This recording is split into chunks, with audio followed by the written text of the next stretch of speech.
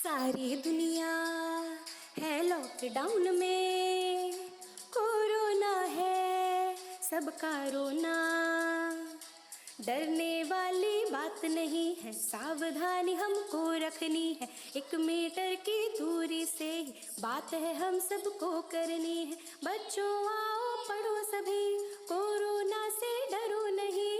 बच्चों आओ पढ़ो सभी, कोरोना से डरो नहीं। पढ़ना लिखना है सबको, आगे बढ़ना है सबको।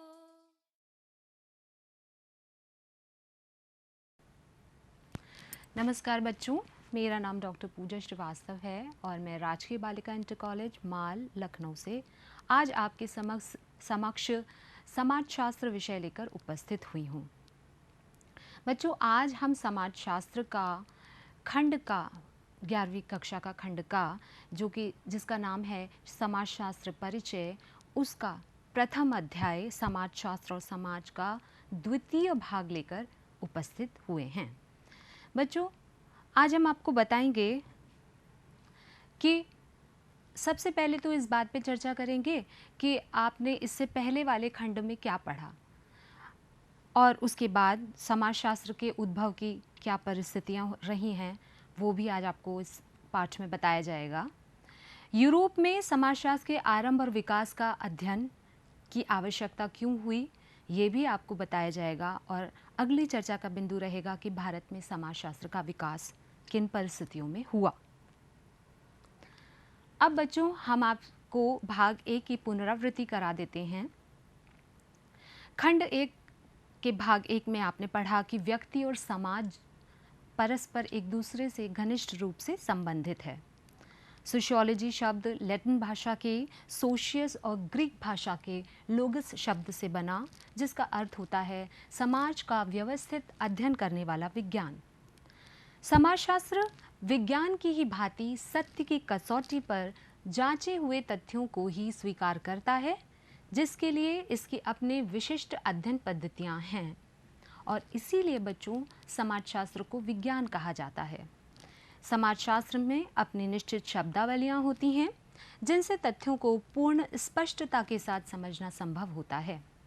तो अब तक आपने ये पढ़ा है और आज हम चर्चा करेंगे कि वो कौन सी परिस्थितियां थीं जिन्होंने समाजशास्त्र के उद्भव या उदय में महत्वपूर्ण भूमिका निभाई।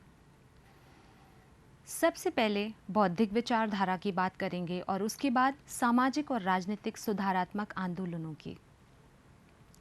बच्चों, ऑगस्ट कॉम्ट को समाजशास्त्र का पिता या जनक कहा जाता है और ऑगस्ट कॉम्ट का मानना है कि आज का जो समाज है वो उसी रूप में सदैव से नहीं रहा, यानी समाज का विकास हुआ है और ये विकास एक क्रम से हुआ है। समाजशास्त्र का विकास ऑगस्ट कॉम्ट के हिसाब से के अनुसार 3 चरणों में हुआ। वैज्ञानिक सबसे पहले जो तीन चिंतन की अवस्थाओं से समाज का विकास हुआ। सबसे पहले धार्मिक चिंतन की अवस्था, उसके बाद तात्विक चिंतन की अवस्था और उसके बाद वैज्ञानिक चिंतन की अवस्था। यानी समाज के शुरुआती चरण में मनुष्य जो है वो हर घटना को धार्मिक कारणों से देखता था और हर घटना के पीछे की व्याख्या उसकी धार्मिक आधार पे होती थी। वो मानता था कि जो भी घटनाएं होती हैं समाज में वो किसी अलौकिक शक्ति का परिणाम है। इसके बाद आती है तात्विक चिंतन की अवस्था। जैसे जैसे मनुष्य के ज्ञान का विकास हुआ वैसे वैसे ये अवस्था बढ़ती गई और अब वो तात्विक चिंतन की अवस्था में आ पहुंचा, जिसमें कि सामाजिक घटनाओं का कारण किसी अलौकिक शक्ति को नहीं बल्कि किसी अमूर्त शक्ति को माना गया और ये शक्ति व्यक्ति में ही निहित है, ऐसा विश्वास आरंभ हो गया। इसके बाद की अवस्था आती है वैज्ञानिक चिंतन की अवस्था और आज का हमारा जो युग है वो इसी अवस्था का युग है कि जिसमें ये विश्वास किया जाता है कि केवल प्राकृतिक कारण ही नहीं बल्कि कुछ वैज्ञानिक कारण भी होते हैं जिनकी वजह से ये जो मुख्य रूप से सामाजिक घटनाओं के लिए उत्तरदायी होते हैं। तो इसीलिए समाज का अध्ययन भी उसी प्रकार से होना चाहिए जिस प्रकार से प्राकृतिक विज्ञानों में होता है। अर्थात प्राकृतिक विज्ञानों की अपनी एक विशेष पद्धति होती है अध्ययन की, उसी प्रकार से सामाजिक विज्ञानों समाज का भी अध्ययन करने के लिए निश्चित पद्धतियों का प्रयोग आवश्यक है। इसके बाद बात करते हैं स्पेंसर की। हर्बर्ट स्पेंसर ने भी समाज को का क्रमिक विकास माना है, यानी हर्बर्ट स्पेंसर भी मानते हैं बच्चों कि समाज का विकास एक क्रम में हुआ है। और वो क्रम कैसा है कि जैसे समाज का उद्विकास हुआ है। उद्विकास अर्थात क्रमिक एक निश्चित दिशा में होने वाला विकास, यानी एक निश्चित दिशा में होने वाले क्रमिक विकास को उद्विकास कहा जाता है। और समाज का जो उद्भव है वो भी इसी प्रकार से हुआ है। जिस तरह से हमारा शरीर जो है बहुत सारी सेल्स से मिलकर बनता है, उसी प्रकार से समाज का भी निर्माण होता है। और जिस प्रकार से हमारा शरीर जन्म लेता है, बाल्यावस्था में जाता है, उसके बाद युवावस्था में जाता है, फिर प्रौढ़ावस्था में जाता है और फिर मृत्यु को प्राप्त होता है, वैसे ही समाज का भी क्रमिक विकास होता है। और आज का जो समाज है वो इसी क्रमिक विकास के चरण से निकल कर आया है। इसके बाद हम बात करते हैं कार्ल मार्क्स की। मार्क्स ने भी समाज के विकास का को क्रमिक माना है, लेकिन उनका जो मुख्य बिंदु था वो ये था कि समाज में जो परिवर्तन होता है वो आर्थिक कारणों से होता है, यानी क्रांतियाँ समाज में परिवर्तन लाती हैं। और समाज में शुरू से ही अपने आरंभिक चरण से ही कुछ ऐसी परिस्थितियाँ हुई जिससे जो नया चरण आया वो किसी पूर्व चरण की क्रांति के कारण आया। कार्ल मार्क्स इस समाज को इन चरणों में बांटते हैं। सबसे पहले आदिम साम्यवादी युग आता है, उसके बाद आया दासत्व युग, उसके बाद सामंतवादी युग, तत्पश्चात पूंजीवादी युग और उसके बाद समाजवादी युग की अवस्था जो कार्ल मार्क्स कहते हैं कि आने को है। तो इस तरह से समाज का विकास इस तरह से क्रमबद्ध चरण से हुआ है। और प्रत्येक युग में दो परस्पर हित विरोधी शक्तियां रहती हैं, जिनके हित जब परस्पर टकराते हैं तब एक नई संरचना का निर्माण होता है, एक नया युग का सूत्रपात होता है। ये सारी जो परिस्थितियां थीं उन्होंने, या ये जो बौद्धिक विचारधारा थी, इसने समाजशास्त्र के उदय में एक महत्वपूर्ण भूमिका निभाई। इसके बाद उद्विकास के जैविक सिद्धांतों की बात करें बच्चों, जिसमें डार्विन और स्पेंसर का नाम विशेष रूप से उल्लेखनीय है। डार्विन एक जीवशास्त्री थे और उनकी पुस्तक का नाम था ओरिजिन ऑफ स्पीशीज़, जिसमें उन्होंने ये बताया कि किस तरह से मनुष्य का जो जीवन है वो क्रमिक विकास से हुआ आज का आधुनिक मानव बना है। जैसा कि आपने बच्चों बायोलॉजी की बुक्स में भी पढ़ा होगा कि किस तरह से मनुष्य जो है पहले एक वानर था और धीरे धीरे उसने प्रकृति से अनुकूलन करते हुए अपने शरीर में इतनी विशेषताएं विकसित कर लीं कि आज का जो आधुनिक युग है, आधुनिक मानव है, वो उसी क्रमिक चरण का परिणाम है। बच्चों अब बात करते हैं स्पेंसर की। हर्बर्ट स्पेंसर ने डार्विन के विचारों को जो है आधार बनाया और उन्होंने कहा कि जिस तरह से डार्विन कहते हैं कि शरीर का विकास क्रमिक होता है, उसी प्रकार से समाज का भी क्रमिक विकास होता है। और जिस तरह से शरीर विभिन्न कोशिकाओं से बना है और उसी तरह से समाज भी विभिन्न व्यक्तियों से मिलकर बना है। जिस तरह से शरीर की कोशिकाएं जो हैं मरती हैं और नई जन्म लेती हैं, उसी प्रकार से समाज में भी व्यक्ति मरते हैं और नई तरह से नई पीढ़ी जन्म लेती है। समाज की निरंतरता बनी रहती है, लेकिन अंतर संबद्धता जो एक महत्वपूर्ण बिंदु है इस थ्योरी का, कि शरीर के जो विभिन्न अंग हैं वो एक दूसरे के ऊपर डिपेंडेंट हैं अपने कार्य के लिए। उसी प्रकार से समाज के भी विभिन्न अंग होते हैं जो कि एक दूसरे पर डिपेंडेंट या आश्रित होते हैं और एक के बिना दूसरे का अस्तित्व संभव नहीं होता। अब बात करते हैं बच्चों सामाजिक और राजनीतिक सुधारात्मक आंदोलनों की, जिन्होंने समाजशास्त्र को एक पृष्ठभूमि तैयार की। बच्चों ये बताना यहाँ पे आवश्यक है कि समाजशास्त्र का जो उद्भव हुआ वो यूरोपीय पृष्ठभूमि में हुआ।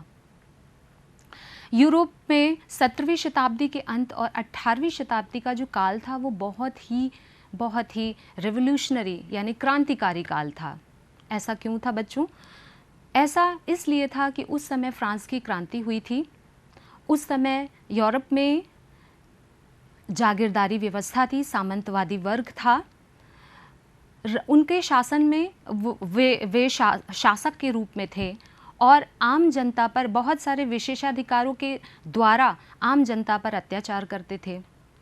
विभिन्न प्रकार के कर लगाने से जनता बहुत परेशान हो गई थी और जनता में धीरे धीरे असंतोष पनप रहा था। उसी समय बच्चों एक और महत्वपूर्ण घटना हुई। वो घटना थी वैज्ञानिक और तकनीकी आविष्कारों की घटना। उस समय वो काल जो था बच्चों वो वैज्ञानिक आविष्कारों का काल था, तकनीकी क्रांति का काल था। नई नई मशीनें आ गई थीं और नई नई मशीनों की वजह से उत्पादन कार्य जो था वो बहुत ही तेज़ी से होने लगा था। अब समाज में एक नए वर्ग का उदय हुआ था जो सामंतवादी वर्ग को चुनौती देने लगा था। ये जो वर्ग था वो मालिक का वर्ग था या उद्योगपति या पूंजीपति वर्ग था और इसमें मध्य वर्ग के लोगों की महत्वपूर्ण भूमिका थी। ये वर्ग जागीरदारी वर्ग से अपनी शिक्षा, अनुभव और दृष्टि की विशालता में बहुत आगे था और इन्होंने क्रांतिकारी भावनाओं को जन्म दिया, एक क्रांति का सूत्रपात किया। अब लोगों में राजाओं की वो जो तानाशाही वाली व्यवस्था थी उसके प्रति असंतोष भर गया और जो आम जनता थी वो समानता, भ्रातृत्व, स्वतंत्रता और लोकतांत्रिक अधिकारों की बात करने लगी थी। तो ये वो कारण थे जिन्होंने ये परिस्थितियां उत्पन्न की कि समाज का ये जो नया परिवर्तन, क्रांतिकारी परिवर्तन है, इस नई सामाजिक संरचना को समझने के लिए कोई एक ऐसा विज्ञान हो जो कि घटनाओं को वैज्ञानिक तरह से अध्ययन कर सके और इसीलिए एक विशिष्ट विज्ञान यानी समाजशास्त्र का उद्भव संभव हुआ। अब बात करते हैं बच्चों समाजशास्त्र की रचना में भौतिक मुद्दों की क्या भूमिका थी, यानी भौतिक परिस्थितियाँ क्या थी। अभी मैंने आपको बताया बेटा कि ये जो समय था ये आधुनिक समय या क्रांतिकारी समय था। ये समय वैज्ञानिक क्रांति का समय था, औद्योगिक क्रांति का समय था। नए नए मशीनों का आविष्कार हुआ, बड़ी मशीनों का आविष्कार हुआ जिसने उत्पादन को दुगना और तिगुना कर दिया। एक कार्य जो मनुष्य एक दिन में करता था ये मशीनें 1 घंटे में वो कार्य को करने लगी। तो इससे क्या हुआ बच्चों, उत्पादन बहुत बड़े पैमाने पे होने लगा। अब उत्पादन जो था वो आवश्यकता की पूर्ति के लिए नहीं बल्कि मुनाफा कमाने के लिए होने लगा और यही हमारा दूसरा पॉइंट है कि पूंजीवादी व्यवस्था का उदय हुआ। इस फैक्ट्री व्यवस्था या कारखाना व्यवस्था ने पूंजीवादी व्यवस्था को जन्म दिया क्योंकि अब जो उत्पादन था वो अधिकाधिक मुनाफा कमाने के लिए होने लगा और जहाँ पे भी उद्योग धंधे स्थापित हुए या बड़ी बड़ी फैक्ट्रियाँ स्थापित हुई वहाँ पर जो परंपरागत कृषि व्यवसाय करने वाले गांव के लोग थे वो अपना व्यवसाय छोड़ के इन श्रमिक जगहों पे या औद्योगिक केंद्रों में आना शुरू कर दिए क्योंकि अब कृषि कोई मुनाफे का या कोई लाभदायक व्यवसाय नहीं रह गई थी बल्कि ये जो उद्योगों में बहुत बड़े श्रम की उद्योगों ने बहुत ज़्यादा रोज़गार के अवसर उपलब्ध कराए थे जिसकी वजह से लोग जो है अपने परंपरागत व्यवसायों से मुंह मोड़ के इधर की तरफ आ रहे थे। विस्थापन की प्रवृत्ति यही है कि व्यक्ति जो है अपनी जगह छोड़ के या अपना स्थान जहाँ पे वो रहता था उसको छोड़ के जो है रोज़गार के लिए इन औद्योगिक केंद्रों में आना शुरू कर दिया। अब सेवा और श्रम एक वस्तु की तरह हो गई जिसका मौद्रिक मूल्य था और फैक्ट्री व्यवस्था की एक और बहुत इम्पॉर्टेंट विशेषता थी, वो थी श्रम विभाजन और विशेषीकरण। यानी कि फैक्ट्री व्यवस्था में लार्ज लेवल पे प्रोडक्शन होता था, यानी बहुत बड़े स्तर पे उत्पादन होता था। और बच्चों, कोई भी उत्पादन अगर बड़े स्तर पे हो रहा है तो एक व्यक्ति द्वारा ये संभव नहीं है। इसके लिए बहुत बड़ी मानव श्रम, यानी बहुत बड़ा ह्यूमन पावर जो है वो लगानी पड़ेगी, या मानव श्रम की आवश्यकता होगी इसमें। और इसीलिए जो है श्रम विभाजन किया गया, यानी फैक्ट्रियों का जो बड़े लेवल का काम था वो छोटे छोटे भागों में बांटा गया, और इसी से विशेषीकरण उत्पन्न हुआ। विशेषीकरण का अर्थ होता है अपने कार्य में तकनीकी कुशलता का महत्व बढ़ा। अब बात करते हैं बच्चों उपनिवेशवाद की। उपनिवेशवाद की प्रवृत्ति को प्रोत्साहन। उपनिवेशवाद क्या होता है बच्चों? किसी शक्तिशाली और उन्नत राष्ट्र के द्वारा किसी निर्बल पिछड़े राष्ट्र के ऊपर अपना अधिकार जमा लेना उपनिवेशवाद कहलाता है। तो बच्चों, उपनिवेशवाद की जो प्रवृत्ति थी, इसमें जो राष्ट्र था, जो शक्तिशाली राष्ट्र था, वो एक कमज़ोर राष्ट्र को अपना उपनिवेश बना लेता था। ये व्यापारिक नीतियों के तहत होता था, यानी अपने व्यापार को विस्तार देने के लिए ये कार्य किया जाता था। लेकिन धीरे धीरे वहाँ की शासन सत्ता भी ये हथिया लेते थे, ऐसा इतिहास कहता है। बच्चों, उपनिवेशवाद की आवश्यकता ही क्यों पड़ी? उपनिवेशवाद की आवश्यकता इसलिए पड़ी क्योंकि जब इंग्लैंड, जर्मनी, स्पेन जैसे यूरोपीय देशों में बहुत ज़्यादा प्रोडक्शन होने लगा, मशीनों के द्वारा प्रोडक्शन होने लगा। मशीनों के द्वारा प्रोडक्शन जो है वो एक लार्ज लेवल पे होने लगा। अब जो प्रोडक्शन था, जो उत्पादन था, वो आवश्यकताओं की पूर्ति के लिए नहीं था, बल्कि अधिकाधिक मुनाफे को कमाने के लिए था। और इसके लिए नए बाज़ारों की ज़रूरत पड़ी। नए बाज़ारों के साथ ही साथ कच्चे माल की भी आवश्यकता हुई, और कच्चे माल की खोज में और नए बाज़ारों की खोज में ये उपनिवेशवादी प्रवृत्ति डेवलप हुई। इसका जो है, इसको बढ़ावा मिला। बच्चों, ये जो बहुत सारी व्यापारिक कंपनियां बनी, ये व्यापारिक कंपनियां जो थीं, ये अपने साथ माल की सुरक्षा के लिए फ़ौजें भी रखती थीं। और आपने बच्चों ईस्ट इंडिया कंपनी का नाम सुना है अपनी पूर्व पुस्तकों में, पूर्व कक्षाओं में आपने ईस्ट इंडिया कंपनी के बारे में पढ़ा भी होगा। तो बच्चों, ईस्ट इंडिया कंपनी भी एक ऐसी कंपनी थी जो यहाँ पे भारत में व्यापार करने के लिए यहाँ आई थी। लेकिन यहाँ पे व्यापार के बहाने उसने धीरे धीरे यहाँ की शासन सत्ता पर भी अपना नियंत्रण कर लिया। जो उपनिवेशवाद, जो देश किसी देश को उपनिवेश बनाता था, उसका ये मकसद होता था कि धीरे धीरे वहाँ अपना धर्म, अपनी संस्कृति, अपनी प्रथाओं को उस जनता पर थोप दे। और यही भारत में भी हुआ। बच्चों, इन सारी सिचुएशंस को समझने के लिए समाजशास्त्र के अध्ययन की आवश्यकता हुई, क्योंकि ये जो ये शक्तिशाली देश थे, इनका ये प्रयास था कि जिन देशों पे इन्होंने अधिकार किया है, वहाँ पर इनका शासन मजबूत हो जाए। इसलिए वहाँ के समाज और संस्कृति का अध्ययन अत्यावश्यक था, और इसके लिए समाजशास्त्र की आवश्यकता हुई।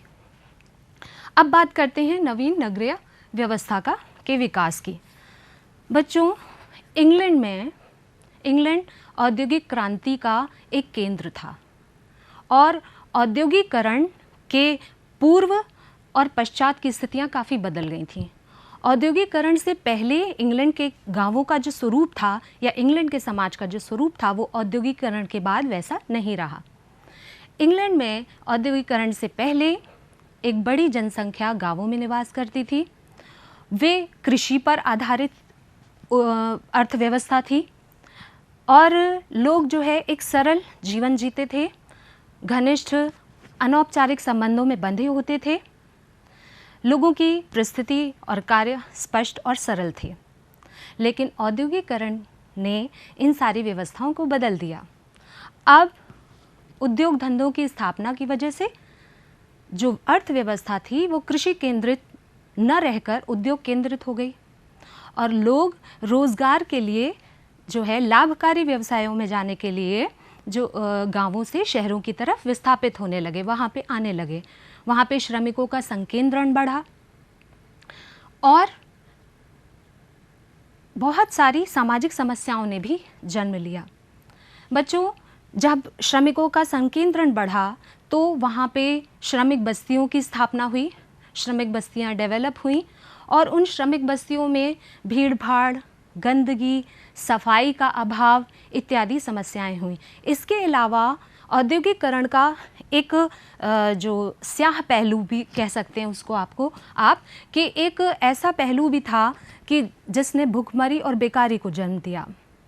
औद्योगिकरण में मशीनों द्वारा उत्पादन होता था, जिसकी वजह से जो हाथ से करने वाले व्यवसाय थे वे पिछड़ते चले गए।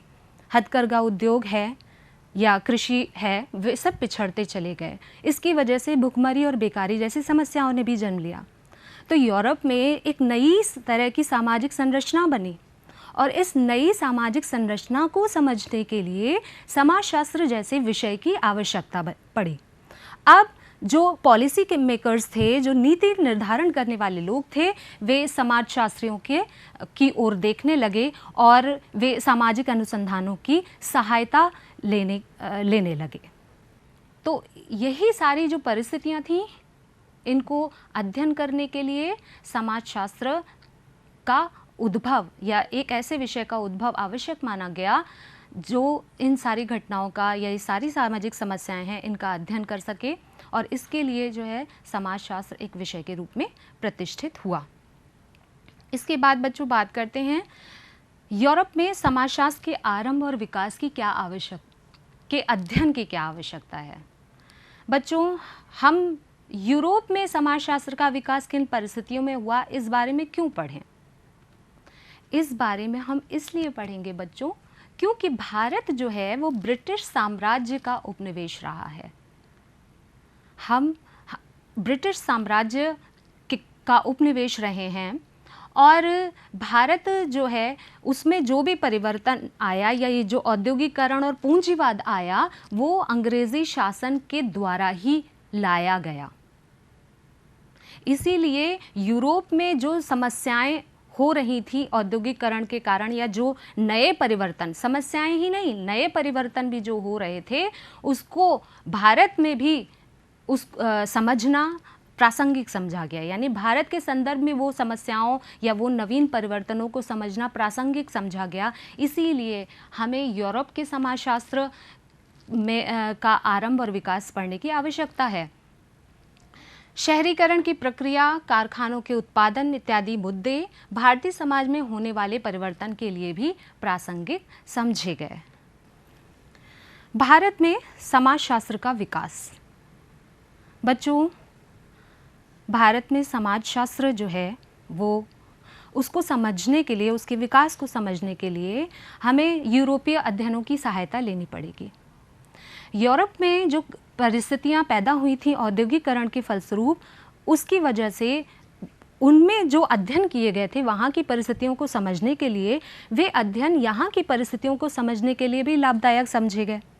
लेकिन एक बात का ध्यान रखना बहुत ही आवश्यक है बच्चों कि औद्योगिकरण का वही प्रभाव नहीं था भारत में जैसा कि यूरोपीय देश में था, क्योंकि औद्योगिकरण भारत में लाया गया था अपने व्यापारिक हितों को साधने के लिए। एक आर्थिक नीति के तहत यहाँ पे औद्योगिकरण लाया गया था।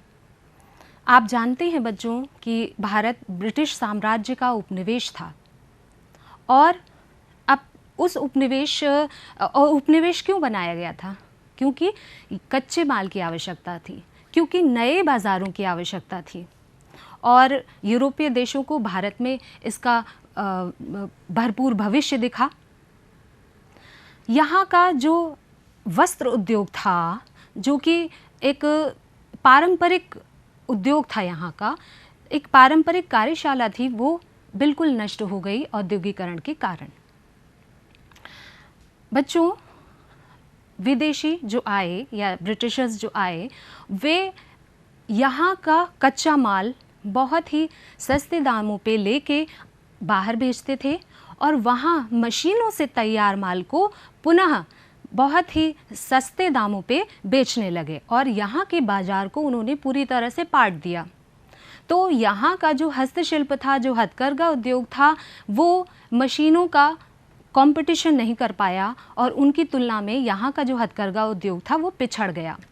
जैसा कि आपकी पुस्तक में भी बच्चों एक उदाहरण दे रखा है कि कार्ल मार्क्स का, कि भारत जो कभी सूती उत्पादन की कार्यशाला थी, अब इंग्लिश धागों से पटा पड़ा है। और इन अंग्रेज़ी धागों ने या इस अंग्रेज़ी तैयार माल ने यहाँ के हथकरघा उद्योग को पूरी तरह से नष्ट कर दिया, जो कभी यहाँ की शान हुआ करता था। तो इस तरह से बच्चों भारत में जो औद्योगिकरण का वही प्रभाव नहीं था। अब पश्चिमी दृष्टिकोण से भारतीय समाज की संकुचित व्याख्या की गई। बच्चों, पश्चिमी दृष्टिकोण से सामाजिक मानवशास्त्र, जो कि समाजशास्त्र और मानवशास्त्र की एक समन्वित शाखा है, उसमें मानव विज्ञान या एंथ्रोपोलॉजी को पिछड़े समाजों का अध्ययन माना गया, आदिम समाजों का अध्ययन माना गया। पश्चिमी विचारकों ने पूरे समाज को दो भागों में बांट के देखा। एक वे जो गैर यूरोपियन समाज थे, जिनको उन्होंने पिछड़ा समाज कहा, कम उन्नत समाज कहा, और दूसरा यूरोपियन समाज, जिसको कि वे जो औद्योगिकृत समाज थे। और इसी दृष्टिकोण से उन्होंने भारतीय समाज को समझने का भी प्रयास किया। लेकिन भारत एक विशिष्ट संस्कृति है। भारत में बहुत सारी विभिन्नताएं हैं। इसमें भाषाई विभिन्नताएं हैं, धार्मिक विभिन्नताएं हैं, जातीय विभिन्नताएं हैं, पंथ संबंधी विभिन्नताएं हैं, सामुदायिक विभिन्नताएं हैं। इसीलिए भारत जो है एक विशिष्ट संस्कृति थी। और भारत को समझने के लिए भारतीय दृष्टिकोण को अपनाने की आवश्यकता महसूस की गई। भारत में सामाजिक मानव विज्ञान और समाजशास्त्र के विषय क्षेत्र में कोई बहुत अंतर नहीं है। यहाँ पे सामाजिक मानव विज्ञान में ग्रामीण समाज, जनजातीय समाज के साथ साथ औद्योगिक समाज के अध्ययन को भी शामिल किया गया, जो पश्चिमी विचारकों ने नहीं किया था। तो बच्चों, भारत को समझने के लिए भारतीय दृष्टिकोण अपनाने की आवश्यकता महसूस की गई और इसके लिए जो है समाजशास्त्र का अध्ययन आवश्यक हुआ, क्योंकि भारत में परंपरा और आधुनिकता दोनों ही तत्व एक साथ विद्यमान हैं। भारत में परंपरा और आधुनिकता का सुंदर समन्वय है। भारत में कहाँ ग्राम खत्म होता है और कहाँ शहर शुरू होता है, इसकी सीमा रेखा को निर्धारित करना या गांव और शहर की स्पष्ट परिभाषा देना थोड़ा मुश्किल होता है, क्योंकि यहाँ पे गांव में शहरी तत्व विद्यमान है और शहरों में ग्रामीण तत्व विद्यमान है। तो इस तरह से भारतीय जो समाज है उसको भारतीय दृष्टिकोण से समझने की आवश्यकता के कारण ही भारत में समाजशास्त्र के विकास को एक गति मिली। ये जो है आज आपका अध्याय, यहाँ पे हम इस पे अल्प विराम लेते हैं, क्योंकि खंड गा में हम इस अध्याय की अन्य बातों का, अन्य विषय का हम डिस्कशन करेंगे। और अभी हम इस पार्ट की पुनरावृत्ति कर लेते हैं कि समाजशास्त्र का जन्म, आज आपने पढ़ा बच्चों, समाजशास्त्र का जन्म और विकास यूरोपीय पृष्ठभूमि में हुआ, जिसमें उस समय के बौद्धिक आंदोलनों और भौतिक परिस्थितियों की महत्वपूर्ण भूमिका थी। तीव्र गति से होने वाली वैज्ञानिक खोजों ने वैज्ञानिक चिंतन को बढ़ावा दिया। आज आपने पढ़ा बच्चों कि समाजशास्त्र समाज का वैज्ञानिक तरीके से अध्ययन करने वाला विज्ञान है। नवीन मशीनों और तकनीकी आविष्कार ने नवीन औद्योगिक नगरीय जीवन शैली को जन्म दिया। भारत में भी औपनिवेशिक शासन के फलस्वरूप फैक्ट्री व्यवस्था की नींव पड़ी, जिससे उत्पन्न परिवर्तनों को समझने के लिए समाजशास्त्र का अध्ययन आवश्यक हो गया। अब बच्चों, हम आपको गृह कार्य दे रहे हैं और अपनी उत्तर पुस्तिका में इन प्रश्नों के आप उत्तर लिखेंगे। यूरोप में कौन सी परिस्थितियां समाजशास्त्र के उदय के लिए उत्तरदायी थीं? भारतीय समाजशास्त्र को समझने में यूरोपीय परिस्थितियां किस तरह से सहायक हुईं? श्रम विभाजन से आप क्या समझते हैं? फैक्ट्री व्यवस्था की विशेषताएं क्या हैं? और औद्योगिकरण से उत्पन्न परिवर्तनों की आप एक सूची बनाइए। ये आप अपनी कॉपी में करेंगे बच्चों। और ये जो अध्याय है, इसके संबंध में पाठ्य सामग्री और अभ्यास कार्य दीक्षा मोबाइल एप्लीकेशन पे उपलब्ध है। बच्चों, दीक्षा मोबाइल एप्लीकेशन को आप गूगल प्ले स्टोर से डाउनलोड कर सकते हैं और किसी बिंदु पर आशंका हो या अपने उत्तर आप जानना चाहते हैं तो अपने शिक्षक से ऑनलाइन ई लर्निंग क्लासेस और व्हाट्सएप वर्चुअल क्लासेस में पूछ के आप समाधान उसका कर सकते हैं। ये वीडियो जो है यूट्यूब चैनल उत्तर प्रदेश माध्यमिक शिक्षा विभाग पर भी उपलब्ध है, जिसे आप सब्सक्राइब करके देख सकते हैं। अब अगले खंड में हम पढ़ेंगे कि समाजशास्त्र का विषय क्षेत्र क्या है और समाजशास्त्र का अन्य सामाजिक विज्ञानों से क्या संबंध है। आप अपनी पाठ्यपुस्तक में ये पाठ आप पढ़ के रखिएगा। धन्यवाद।